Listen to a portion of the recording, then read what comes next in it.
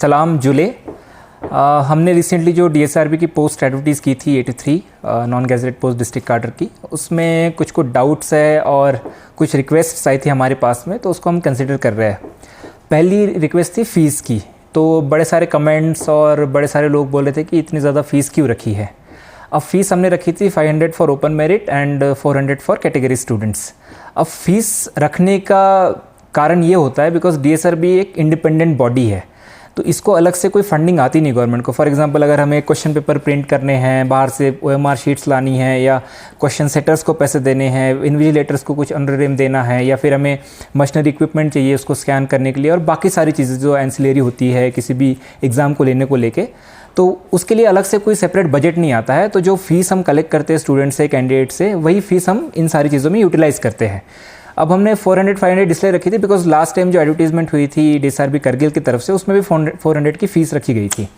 अब हमारे पास रिप्रेजेंटेशन और रिक्वेस्ट आई है बहुत सारे कैंडिडेट्स के कि हम अलग अलग एग्ज़ाम में अप्लाई करना चाहते हैं और ये फ़ीस हमारे लिए थोड़ी ज़्यादा है। हमें नहीं लग रहा था बिकॉज अगर आप independent fair free examination transparently conduct करवाना चाहते हो तो थोड़ा सा खर्चा आता है उसमें हमारे लिए। बट रिक्वेस्ट को देखते हुए कैंडिडेट्स की बहुत सारे एक्सपीरियंस, इवन कल हमारे पास कोई स्टूडेंट यूनियन के प्रेसिडेंट आए थे, उन्होंने भी रिक्वेस्ट की थी। सी साहब के पास में बड़े सारे रिप्रेजेंटेशंस आई है, उन्होंने भी रिक्वेस्ट की है। तो हम इस रिक्वेस्ट को कंसिडर कर रहे हैं और हम जो है हमने जो फ़ीस नोटिफाई की थी उसमें 50% रिडक्शन कर रहे हैं। तो जो ओपन मेरिट की 500 की फ़ीस थी वो हम 250 रुपये करेंगे, और जो हमारी कैटेगरी की 400 की फ़ीस हमने रखी थी वो हम 200 रुपये कर रहे हैं। बट होपफुली ये फ़ीस जो हम कलेक्ट कर रहे हैं वो ट्रांसपेरेंटली एग्ज़ाम लेने में हमें मदद करे, बिकॉज हम एक क्वेश्चन लेके चल रहे थे कि अगर कुछ बाद में हम अगर सीबीटी मोड पे करना है या और कुछ करना है तो हमारे पास थोड़ा सा चंक ऑफ बैलेंस रहना चाहिए। बट फिर भी स्टूडेंट की रिक्वेस्ट को देखते हुए, और चूँकि आने वाले समय में हम और भी पोस्ट एडवर्टीज़ करने वाले हैं, तो हो सकता है कैंडिडेट 2, 3, 4 पोस्ट एडवर्टीज़ करे, तो उसलिए हम उसको कंसिडर करते हुए ये फ़ीस स्टूडेंट के रिक्वेस्ट पे इसको रिडक्शन कर रहे हैं, 50% तक हम रिड्यूस करेंगे। दूसरा, बहुत सारे बच्चे बोले कि टाइमिंग ज़्यादा है। अब टाइमिंग आप लोग एसएससी की जो कंप्यूटर बेस्ड एग्ज़ाम है उसका पैटर्न को लेके आप चल रहे हो कि टाइमिंग 2 घंटे का ज़्यादा है, बिकॉज आप 1 घंटे पहले उसमें जाके बैठते हो, अपनी सारी डिटेल्स फिलअप करते हो, और वहाँ पे आपको राउंड भी नहीं करना ओएमआर शीट्स पे। अब चूंकि हमारे पास अभी सीबीटी बेस्ड एग्ज़ाम का इतना ज़्यादा इंफ्रास्ट्रक्चर बना नहीं है कि हम एक साथ ही ले ले, वो हम उसमें प्रोसेस में है, उसमें भी टेंडरिंग और बाकी एजेंसी अच्छी हायर करना, सो दैट ट्रांसपेरेंसी मेंटेन हो, कुछ उसमें फ्रॉड ना हो, उसमें हम बैकग्राउंड प्रोसेस हमारा चल रहा है।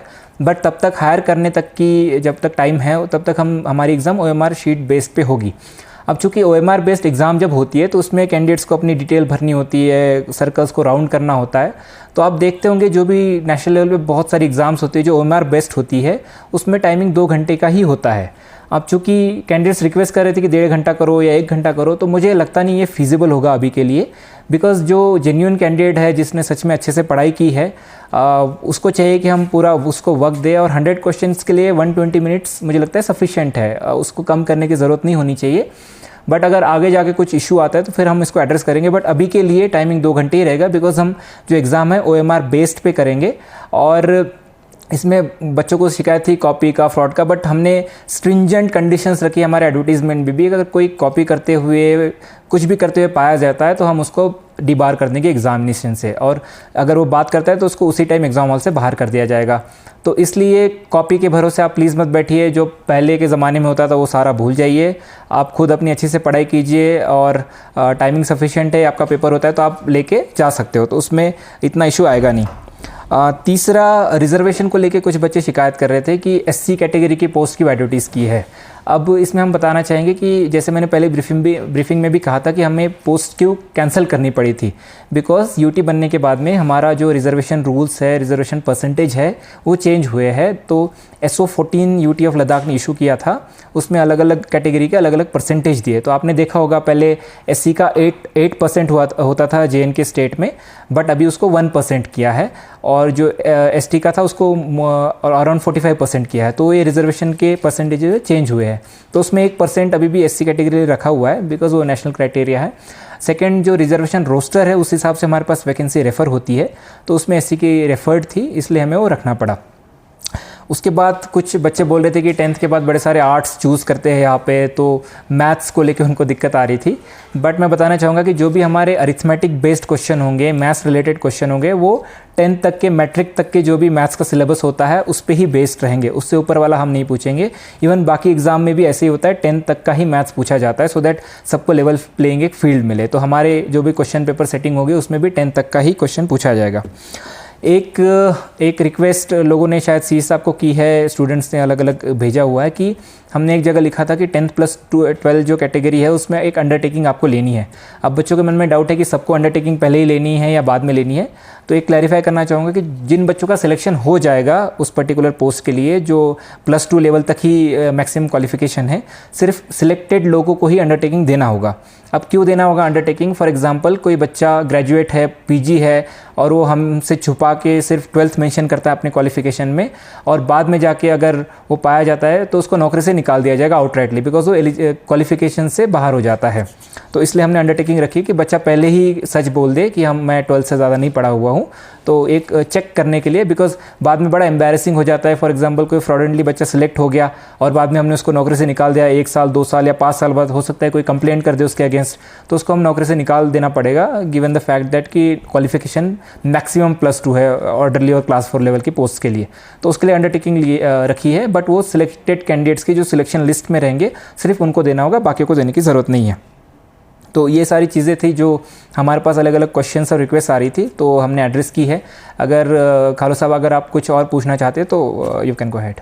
सर तकरीबन स्टूडेंट्स के हवाले से तो बराबर आपने ब्रीफ कर ली सर, तो हॉस्पिटल शिफ्टिंग को लेके 2 सवाल होगा सर। लोग थोड़े डाउट में है कि कम्प्लीटली हॉस्पिटल शिफ्ट हो जाएंगे, अगर हो जाएंगे तो थोड़ा बहुत 1-2 यूनिट जिसमें इमरजेंसी सर कैजुअलिटी हो या चाइल्ड केयर हो या ओपीडी हो वो यहाँ रखें, ताकि अब जितने भी लोग हैं टाउन में बस सर, अब विंटर भी अप्रोचिंग है सर, क्योंकि जितने भी हमारे गांव है, द्रास, चिकटन, ये संस्कार वगैरह सर यहीं टाउन में आके शिफ्ट हो जाते तो वो खुद ही सफ़र हो जाएंगे और बताऊँगा ना, तो टाइम बिंग 1 साल या 6 महीने तक के लिए थोड़ा बहुत एक कुछ यूनिट्स यहाँ है। जी, हॉस्पिटल शिफ्टिंग हमने अनाउंस की है, 30 से और 31 तक हमें शिफ्ट करना है अलग अलग वार्ड्स को और सेक्शन को। अब इसमें एक बात बताना चाहूँगा, जो हमारा एसेट बना है, आपने सबने फ़ोटोज़ देखे होंगे और आपने बिल्डिंग भी देखी होंगी, तो ऑलमोस्ट 40 करोड़ रुपए खर्चा करके पिछले 10 साल से आप देख रहे हो कि बना जा रहा है, बट इस साल वो कंप्लीट हुआ है। तो हम अभी के लिए हम सोच रहे थे कि इसको यूटिलाइज़ करें जो नई बिल्डिंग बनी है, बिकॉज आपने नीचे देखा होगा स्पेस कंस्टेंट है, पार्किंग नहीं होती, वहाँ के वॉशरूम ठीक से फंक्शनल नहीं है, पानी की दिक्कत होती है, बड़ी सारी प्रॉब्लम्स है। तो उनको देखते हुए हमने सोचा था कि इस साल हम ऊपर शिफ्ट करेंगे हॉस्पिटल को, उसका प्रोसेस शुरू है। तो हॉस्पिटल के बहुत सारे सेक्शन वहाँ पे शिफ्ट हो रहे हैं। 3-4 सेक्शन जो वहाँ पे फंक्शनल रहेंगे, उसमें आपका ऑफ्थेमोलॉजी है, डेंटल है, सीटी स्कैन यहाँ पे फंक्शनल रहेगा, आपका इवन इमरजेंसी सर्विसेज यहाँ पे फंक्शन रहेंगी, जो हमने कल ऑर्डर निकाला तो उसमें मैंने जिक्र करके रखा है। और इसके अलावा डायलिसिस यूनिट तब तक फंक्शनल रहेगा जब तक हमारा वाटर प्यूरीफायर प्लांट ऊपर वाले हॉस्पिटल पर लग नहीं जाता। अब जो एसेट बना है पूरे डिस्ट्रिक्ट के लिए बना है, और इवन बाहर से अगर लोग आते तो उनके लिए प्लेटो पे जाना आसान रहेगा, कोई चिकटन साइड से आता है या कोई सांकू साइड से, बिकॉज जमस्तान का हमारा ब्रिज अब हम कोशिश करें नवंबर एंडिंग या दिसंबर फर्स्ट वीक तक उसको फंक्शनल करने की। इवन द्रास से बाईपास से प्लेटो पे जल्दी जा सकते हो, तो आपको ट्रैफिक और बाकी सारे इश्यूज़ यहाँ पे फेस नहीं करने पड़ेंगे टाउन के बीच में।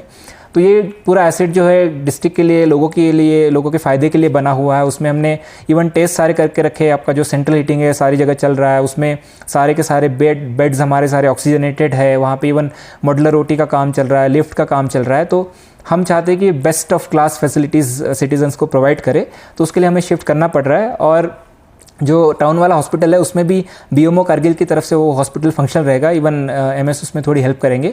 तो बाकी जो सर्विसेज ब्लॉक लेवल पे होती है वो तो वहाँ पे फंक्शनल रहेगी ही, और जो मैंने सेक्शंस का पहले जिक्र किया है वो वाले सेक्शंस भी वहाँ पे फंक्शनल रहेंगे। जीजेएम को लेकर आखिरी सवाल होगा सर, जिस तरह आपने फरमाया कि 60-70% ऑलमोस्ट कंप्लीट है सर काम, और आपको करगिल लद्दाख के विंटर से भी आप बाखबर इल्म है सर, आपको टफ कंडीशन है यहाँ, तो विंटर में किस तरह ये पानी के लिहाज से काम करेंगे सर, क्योंकि यहाँ तो बिल्कुल मुश्किल है। उसके अलावा अगर जेजेएम अगर काम नहीं कर रहे तो अल्टरनेटिव क्या उन्होंने अरेंजमेंट कर रखी है? जी, जेजेएम का करगिल में अभी तक ऑलमोस्ट 66% हमारा एफएचटीसी प्रोवाइड हो गया है, जो हमारा टारगेट था उसके हिसाब से। विंटर में हम जानते हैं कि यहाँ पे डिफ़िकल्टीज़ होती है, तो जो डिज़ाइन किया गया था जेजेएम स्कीम, उसमें पहले डेप्थ थोड़ी कम थी, तो बाद में हमने उसको बढ़ा के 5 फीट का किया हुआ है, जो हमारी ग्रेविटी लाइन्स है उसके हिसाब से।